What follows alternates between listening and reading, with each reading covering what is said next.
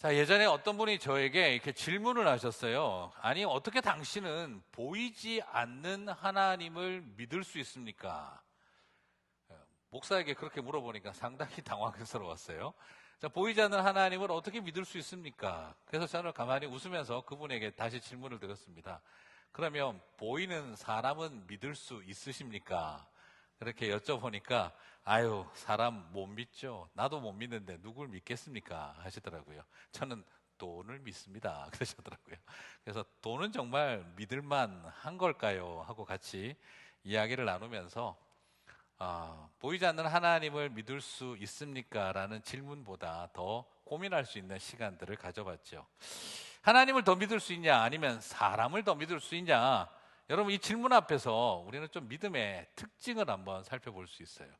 예, 나는 사람보다 하나님을 더 믿습니다. 말하는 이유는 뭘까요? 이 둘 중에 하나를 선택을 한다면 여러분이 그것을 선택하거나 결정을 하는 그 근거가 뭘까요? 나는 하나님을 믿는다고 선택한다. 내 믿음이 크기 때문일까요? 아니면 내 믿음의 대상이 크고 깊고 진실하기 때문일까요? 많은 경우 우리는 착각합니다. 내가 큰 믿음을 갖고 있어서, 깊은 믿음을 갖고 있어서 하나님을 믿는 줄 알고 있습니다. 그러나 내 믿음이 크고 깊어서 하나님을 믿는 게 아니라 내가 믿는 하나님이 크고 깊기 때문에 믿을 수 있는 것이죠. 다시 말씀드리면 믿을지 말지를 결정하는 것은 내 믿음이 대단하기 때문에 믿는 것이 아니라 내가 믿는 그분이 신뢰할 수 있기 때문에 우리가 믿는 것이죠. 여러분, 믿음에 대한 중요한 원리를 하나 생각해 봤으면 좋겠습니다. 내가 대단한 믿음을 갖고 있는 게 아닙니다.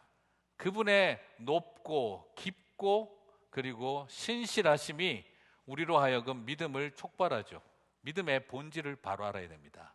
저는 사도 바울이 그것을 오늘 믿음으로 믿음에 이르게 되나니에 다 담아두고 있다고 생각합니다. 믿음으로 믿음에 이르게 되나니. 자, 오늘 이 의미를 바로 알면 우리가 가져야 한 믿음이라는 것이 뭔지를 바로 이해하실 수 있을 것이라 생각됩니다. 자, 로마서 1장 17절 같이 한번 읽어볼까요? 복음에는 하나님의 의가 나타나서 믿음으로 믿음에 이르게 하나니. 자, 오늘 이 구절 하나 이해하는데 20분을 할애할 예정입니다. 참고하시기를 바랍니다. 믿음으로 믿음에 이르게 하나니, 과연 무엇을 의미하는 걸까요? 자, 이게 원어적으로 살펴보면 믿음에서 믿음으로, 그래서 조금 아는 척하면 에크피스토스 에이스 피스틴이라고 하는 것인데, 영어로는 from faith to faith입니다. out of faith into faith라고 번역하면 제일 좋을 것 같습니다. 다시 말하면 이 의도는 어디에서 기인하여 어디에 이른다, 어디를 떠나 출발하여 어디에 도착하게 된다, 이런 표현입니다. 그러면 앞에 믿음에서 출발하여 여기 믿음에 이르게 된다, 앞에 믿음에서 기인하여 뒤에 믿음으로 다다르게 된다. 자, 그러면 앞에 믿음은 뭐며 뒤에 믿음은 뭘까요? 자, 이를 알기 위해서는 로마서 3장 3절부터 한번 살펴보겠습니다. 로마서 3장 3절 같이 읽어볼까요? 어떤 자들이 믿지 아니하였으면 어찌하리요? 그 믿지 아니함이 하나님의 믿으심을 패하겠느냐? 자, 어떤 사람이 나 하나님 안 믿어, 나는 하나님 거부해, 그렇게 하면 하나님의 믿으심을 패할 수 있겠느냐라고 하는 거죠. 피할 수 없다는 거죠. 뭐 네가 안 믿는다, 네가 못 믿겠다는 것 때문에 하나님의 믿음이 사라진다, 이런 거 아니다라는 거예요. 근데 여기 믿으심으로 번역을 했는데 이 믿으심을 거의 대부분 영어 번역 성경들은 faith로 번역을 하고 있습니다. 그리고 원어도 실제로 똑같습니다. 너희들이 믿는다 할 때 쓰는 말과 하나님의 믿으심을 할 때도 똑같은 faith가 사용되고 있어요. 그러면 아주 단어적으로 번역을 한다면 어떤 자들이 믿지 아니하였으면 어찌하리요? 그 믿지 아니함이 하나님의 믿음을 패하겠느냐? 좀 신기한 표현입니다. 하나님이 뭘 믿습니까? 믿음은 우리가 갖는 건데 하나님의 믿음이라니요. 오늘 여기에서 사도 바울은 3장 3절에서 로마서 3장 3절에서 하나님의 믿음을 패할 수 없다. 하나님의 또 성신실하심이라고 번역해도 되는데 faithfulness라고 번역해도 되는데 그러나 쓰여 있는 것은 faith인데요. 이 하나님의 믿음, 하나님의 성실하심을 패할 수 없다. 그럼 하나님이 어떤 믿음을 갖고 있다는 거냐? 여러분, 하나님도 믿음이 있는 걸까요? 믿음은 우리만 가지면 되는 것 같은데 아닙니다. 하나님도 믿음을 갖고 계십니다. 그게 뭐냐? 내 아들 독생자 예수를 십자가에 죽어 부활함으로 이 땅에 내 자녀들이 죄사함을 받고 돌아와 새 생명을 누리고 다시 회복의 날이 올 것이다. 하나님은 그 믿음을 가지고 있다는 겁니다. 내 자녀들이 다시 돌아오는 날, 내 자녀들이 다시 구원받고 회복되는 날이 올 것이라고 하나님은 믿고 계신다는 겁니다. 우리가 부정하고 우리가 부인한다고 해서 하나님이 가지고 계시는 우리를 향한 그 믿음을 패할 수 없다라는 거죠. 여러분 한번 생각해 보시겠습니까?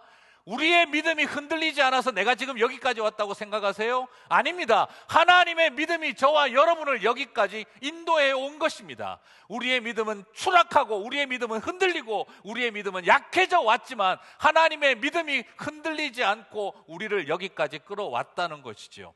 생각해 보십시오. 아브라함이 믿음의 조상으로 대단한 것처럼 여겨집니다. 그러나 여러분 아브라함을 아시지 않습니까? 믿음의 조상다웠습니까? 아브라함이 훌륭한 믿음을 가졌습니까? 그런 아브라함을 끝까지 믿어주신 하나님의 믿음이 놀라운 걸까요? 이삭을 보셨습니다. 믿음의 조상 야곱을 보셨습니다. 이삭과 야곱의 믿음이 대단해서 그들을 믿음의 조상으로 여겼었습니까? 아니면 여전히 패역하고 여전히 부끄럽고 거짓말하고 속이고 살아가는 그들이지만 하나님은 이삭과 야곱을 포기하지 않고 끝까지 그들을 믿어주셨다고 해야 하는 것 아닐까요? 여러분 잘 믿고 있어서 여기까지 괜찮다고 생각하십니까? 우리가 그런 착각을 할 때가 있습니다. 우리 믿음대로만 봤다면 이미 우리는 실패한 사람들입니다. 우리가 여기까지 왔습니다. 왜요? 내가 잘 믿어서가 아니라 주님이 우리를 끝까지 믿어주셨기에 우리가 여기까지 온 것입니다. 이런 나를 하나님이 아직도 포기하지 않고 계신 결과 저와 여러분은 여기까지 오게 되어졌구나라고 말할 수 있는 것입니다. 이것이 바로 하나님의 믿음, 그리스도의 믿음입니다. 갈라디아서 2장 20절을 봅니다. 같이 읽겠습니다. 내가 그리스도와 함께 십자가에 못 박혔나니 그런즉 이제 내가 산 것이 아니요 오직 내 안에 예수께서 사신 것이라. 이제 내가 육체 가운데 사는 것은 나를 사랑하사 나를 위하여 자기 자신을 버리신 하나님의 아들을 믿는 믿음 안에서 사는 것이라. 자, 여러분 이 본문 한번 계속 보시면은요, 내 안에 누가 살고 있습니까? 부활하신 예수님이 살고 있죠. 내 안에 있는 생명은 누구의 생명입니까? 그러면 부활하신 예수님의 생명이죠. 그러면 나는 어떤 믿음을 갖고 삽니까? 내 믿음입니까? 그분의 믿음입니까? 그분의 믿음이겠죠. 그런데 오늘 참 재미난 것은요, 우리는 이 본문을 읽을 때마다 목적격으로 읽어왔어요. 하나님의 아들을 믿는 믿음이라고. 근데 여러분 한번 앞에서 보시면 이제 내가 육체 가운데 사는 것은 누가 나를 사랑하셨죠, 그죠? 그분이 나를 위하여 자기 자신을 버리셨죠. 그러면 이게 다시 한번 계속 주어가 되고 있는 것은 내가 아니라 그분이죠. 그러면 하나님의 아들을 믿는 믿음을 우리는 목적격으로 번역하는데 이 헬라어의 문법 특징이 좀 독특해요. 목적격으로 해석해도 돼요. 그런데 문법적으로는 소유격이 사용되고 있습니다.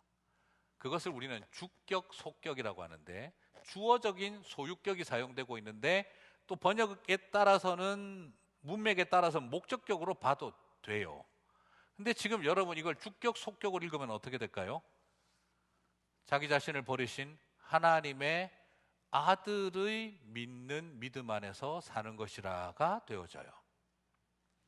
사도 바울은 아주 의도적으로 트리키하게 더블 미닝이 될 수 있도록 이 용례를 사용을 하고 있습니다. 우리가 하나님의 아들을 믿는 믿음이기도 하지만 이것은 문법적으로 주격 속격으로 보면, 소유격으로 보면 나를 사랑하사 나를 위하여 자신을 버리신 하나님의 아들이 믿는 믿음, 하나님의 아들의 믿으시는 믿음으로 내가 산다는 겁니다. 사랑하는 성도 여러분, 놀랍지 않습니까? 그리스도의 믿음으로 내가 산다는 거예요. 내가 잘 믿어서 사는 게 아니라. 여러분의 믿음을 신뢰할 수 있으십니까? 질문이 재밌죠? 내 믿음을 믿을 수 있습니까?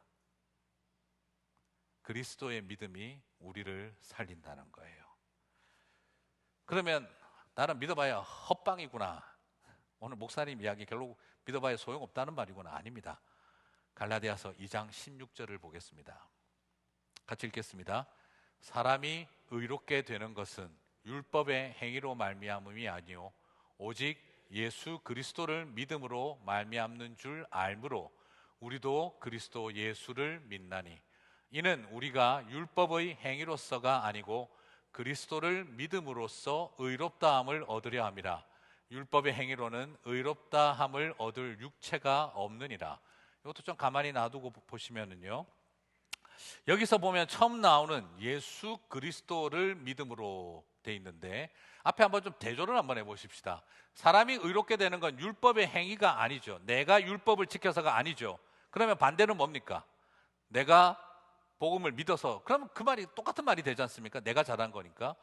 그러면 반대로 가려면 어떻게 됩니까?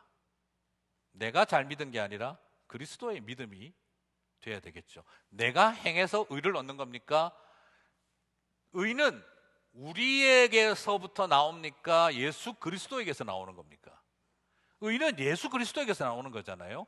그러므로 우리가 예수 그리스도를 믿어서 의를 쟁취하는 것이 아니라 예수 그리스도의 믿음으로 의를 얻는 거죠. 그래야 그리스도의 의가, 하나님의 의가 나타나는 거죠. 여기도 문법적으로 어떻게 되어 있겠습니까?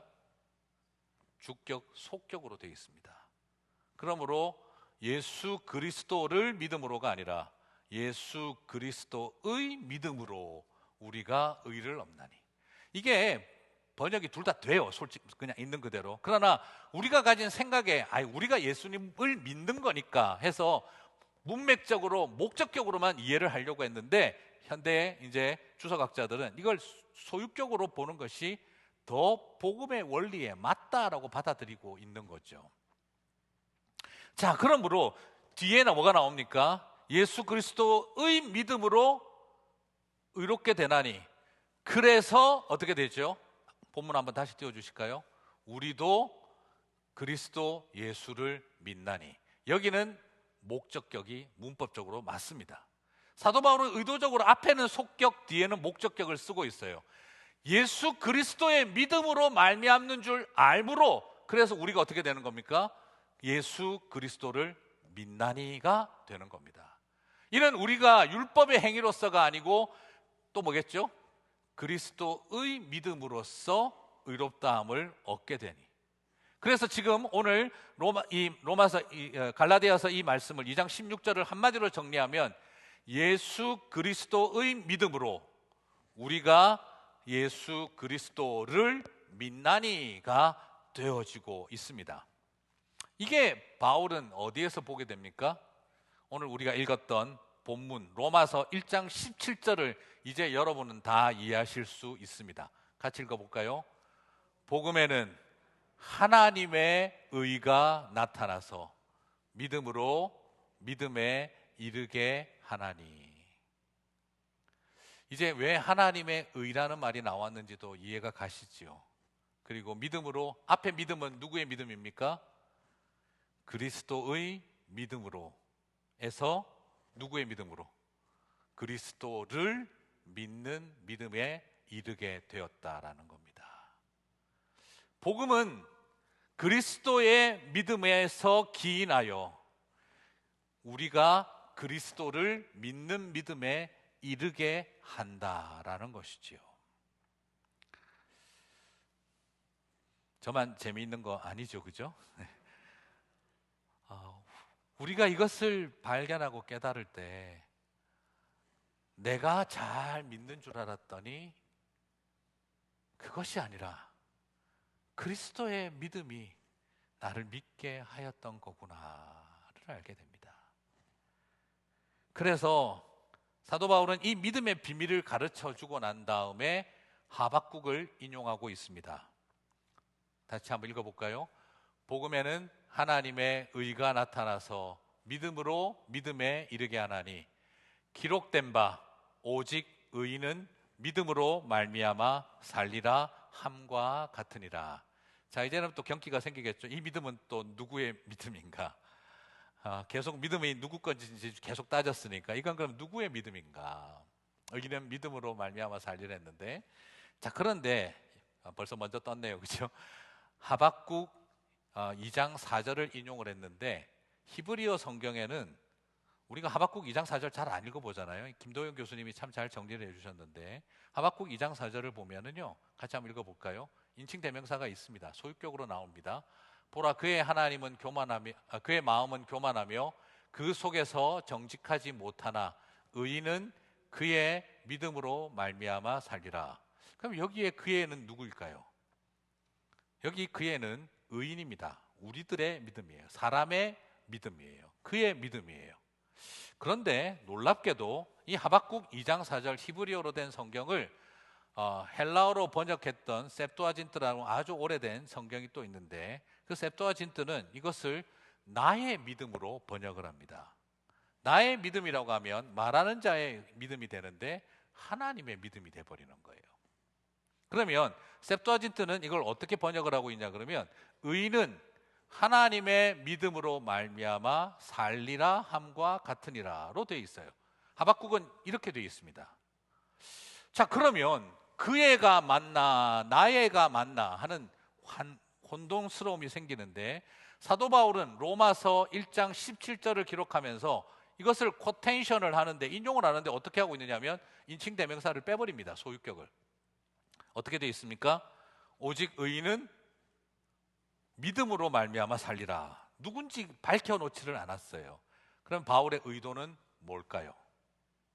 이미 앞에서 믿음으로 믿음에 이르게 하나니 두 가지 다 이야기했잖아요, 그렇죠? 그러므로 여기서 그가 말하는 믿음은 뭡니까? 오직 의인은 하나님의 믿음으로, 그리고 그리스도를 믿는 믿음으로, 그리스도의 믿음으로 살며 그리스도를 믿는 믿음으로 살리라. 두 가지를 다 포함하고 싶었던 거죠. 그래서 하박국을 인용하면서도 히브리어 원문의 그의를 빼고 셉투아진트의 나의를 빼고 그냥 두 가지를 다 포함한 믿음으로 믿음에 이른 자든 그리스도의 믿음과 그리스도를 믿는 믿음으로 살게 된다라고 고백하고 있는 거죠. 시작할 때 질문으로 다시 돌아가 봅니다.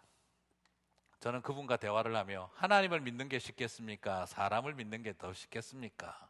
그 대화를 던져놓고 불현듯 깨달았습니다. 부모도 못 믿고 자식도 못 믿고 형제와 자매와 친구도 못 믿는 이 세상의 욕심과 탐욕으로 나 자신도 믿을 수 없는 세상인데 하나님을 못 믿겠습니까? 이 말을 하려고 딱 하는 순간에 갑자기 제 머리가 띵해졌던 거죠. 하나님이 이런 나를, 인간을 믿으시다니. 저는 그 순간에 그분과 대화를 하다가 깨달음이 밀려와서 눈물이 확 터졌습니다. 나 자신도 믿을 수 없는 사람, 부모도 자식도 형제와 자매도 돈 때문에 믿을 수 없고 나 자신도 믿을 수 없는 이 세상 속에 누구를 믿는다는 말입니까? 이 말을 해야 되는데 그런 나를 하나님이 믿어주시고 계신다는 게 뭘까 하는 생각이 머릿속을 때렸습니다. 그래서 그분 앞에 눈물을 쏟고 나서 제가 이야기를 드렸어요. 당황하게 해드려서 죄송합니다. 과연 하나님을 믿음만가 하는 당신의 질문에 내가 대답을 하다가 가장 하나님이 믿을 만한 분 아니십니까? 라는 논리적인 말장난을 하다가 제가 그 순간 갑자기 한 대 맞은 것 같습니다. 나는 지금 하나님을 믿을 만한 분인지 아닌지 저울질하고 있는데 하나님은 나 같은 존재를 저울질하지 않고 믿어주고 계신다는 것을 갑자기 깨달았습니다. 우리 같은 미비한 인생들은 하나님이 믿을 만한 분인지 저울질하고 있는데, 하나님은 우리 같은 인생들을 향해 저울질하지 않고 나는 너를 믿는다 하고 계신 것을 깨달았습니다. 제가 사람을 믿을 수 있겠습니까? 그걸 통해 하나님을 믿으셔야지요 라고 말을 하려고 했는데, 사람도 못 믿을 존재가 그런 존재인데 하나님은 이런 우리를 믿으시다니. 맞아요. 그래서 하나님은 끝까지 배신당하면서 아담을 믿어주셨던 거고요. 그래서 하나님은 실패한 하와에게 다가오셔서 너에게 여자의 후손이 태어나게 하겠다라고 말씀하시고 너를 생명의 어미가 되게 하겠다고 이름을 바꾸어 주셨던 거죠. 그래서 하나님은 아브라함을 끝까지 믿어주셨고요, 이스라엘을 끝까지 믿어주셨고요, 그리고 이 소망 없는 교회를 끝까지 믿어주시고 이 부끄러운 목사들을 아직도 믿어주고 계시구나 하는 걸 그 순간에 깨달아 알게 되었던 거죠. 한국 교회가 대단하고 이민교회가 잘해서 우리가 뭘 하고 있는 것이 아니라 이 부끄러운 그리스도인들을, 제자들을 향해서도 끝까지 믿어주고 계시는 하나님이 우리에게 소망이구나 하는 걸 발견하게 되었다는 것입니다. 주님은 그렇던 분이었던 거죠. 지금은 이렇지만 나는 마른 뼈가 살아나 군대가 군대로 일어날 날을 믿는다 하시기에 주님은 선지자를 그 해골 골짜기로 보내었던 것입니다. 지금은 나를 3번이나 부인하고 나를 저주하고 도망가는 베드로지만 언젠가 십자가의 길을 걸어가며 나를 모른다던 그 입으로 예수 그리스도를 믿으라 선포할 나의 제자가 될 것을 주님은 믿으셨기에 베드로를 붙잡았던 거지요. 고멜처럼 여전히 음란하고 살아가지만 그날의 흰옷 입은 순결한 백성으로 주의 날에 호린잔치에 서게 될 날을 믿으시기 때문에 저와 여러분을 기다리고 계신다는 겁니다. 이런 나를 믿어주신 예수님 그러지 않으셨겠어요? 십자가에 못 박으라 소리치며 채찍을 휘두르는 사람들을 바라보면서도 언젠가 저들이 찬양하고 노래하며 성령을 받아 교회가 될 날이 올 줄 믿습니다 하는 그리스도의 믿음이 아버지 저들을 용서하소서 선언하게 하지 않았겠습니까? 저는 그걸 깨닫고 나서 주님 앞에 고백하게 되어졌습니다. 이런 나를 믿어주신 예수님, 나도 예수님을 믿습니다.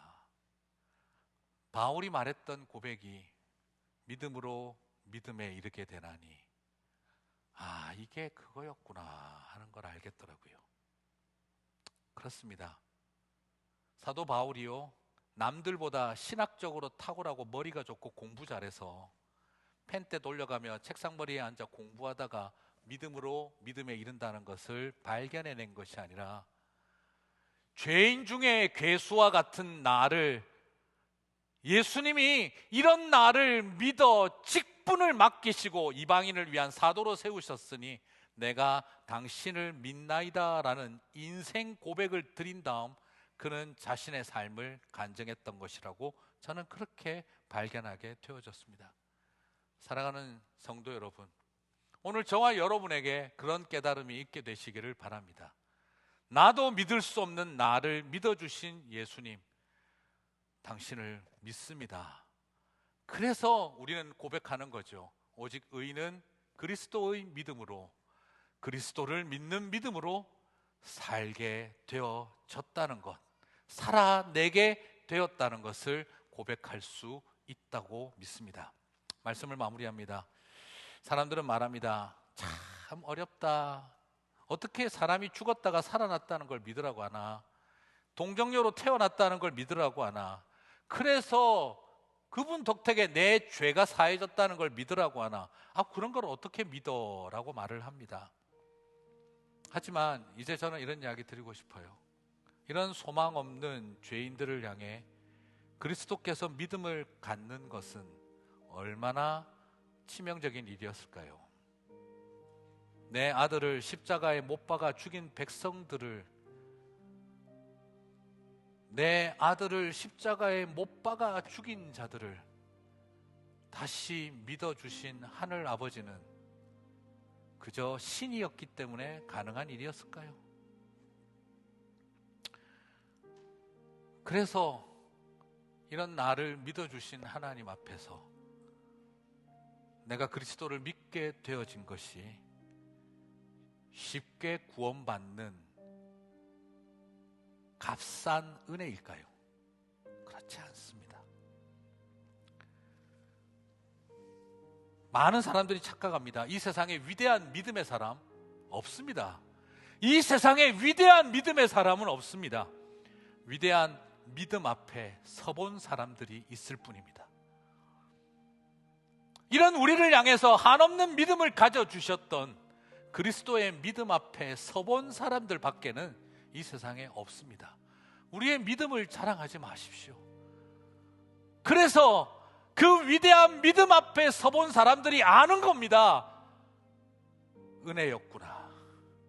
우린 그걸 불가항력적 은혜라고 고백하게 되는 것입니다. 그래서 불가항력적 은혜 앞에 우리가 서 있었구나 하는 걸 비로소 알게 되는 것입니다. 연약한 아브라함을 데리고 아브라함이 되게 하셨던 하나님, 야곱을 데리고 이스라엘이 되게 하셨던 하나님, 소망 없는 저와 여러분을 통해 아직도 나는 너희를 통해 이 LA 땅을 향한 나의 구원 계획을 꿈꾼다. 사랑하는 내 아들, 사랑하는 내 딸, 사랑하는 나의 교회야, 내가 너를 믿는다 하고 저와 여러분을 이 가운데 보내셨다는 걸 알 때 우리가 비로소 알게 됩니다. 그래서 저는 부탁하고 싶습니다. 여러분의 믿음을 회개하십시오. 내가 아직도 잘 믿어 여기까지 왔다고 착각하고 있었던 그 믿음을 회개하십시오. 오늘날 우리 한국교회가 왜 이 모양이 됐느냐? 잘 믿는 줄 착각하고 있다가 보니 이렇게 된 것입니다. 그분의 믿음이 우리를 지켜와셨음을 고백하는 겸손함으로 그 앞에 엎드릴 때 그리스도의 믿음을 아는 사람들을 통해 역사가 일어나리라 생각합니다. 못 박으라 외치던 그들의 입술을 바라보면서도 언젠가 저들이 교회가 날 날이 올 것이며 방언을 터뜨리며 성령을 알게 될 날이 올 것이다 바라보셨던 그리스도의 믿음이 예루살렘의 교회를 세우시게 했던 것처럼 오늘 저와 여러분을 통해도 그 역사가 일어나게 하실 줄 믿습니다. 그걸 바라보고 나아가시는 저와 여러분 되시기를, 믿음으로 믿음에 이르신 하나님의 백성들 되시기를 주님의 이름으로 축복합니다.